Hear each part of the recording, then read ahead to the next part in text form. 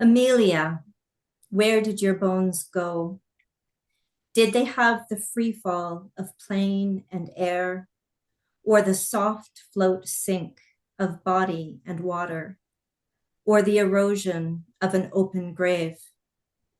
Island animals, your congregation, did you have time to lament, to build a lean-to, to keep off the rain, to drink water from a folded leaf? Or did your heart drop into your throat just long enough to feel you were alive? Once you flew, you really flew.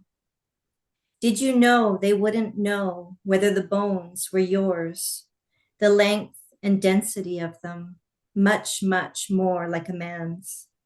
And that's really it, isn't it?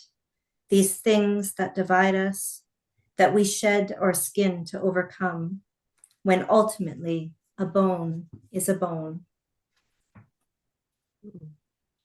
If my plane crashed near Nukamoro, Gardner Island in 1937, I would swim like mad toward land, away from the pull of metal being sucked into sea.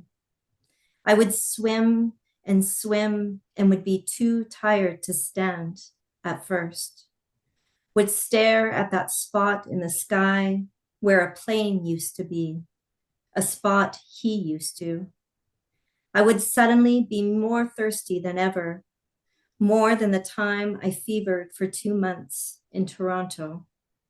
Would scoop seawater into cupped hands to bring to lips, would realize too late and let it drop through fingers and soak in, would fall soaked into a dream that I am a woman in 2020 with a tracking device that could find me anywhere. I read that before you started to fly, you cut your long hair and slept in your new leather jacket for 3 days so they would take you seriously.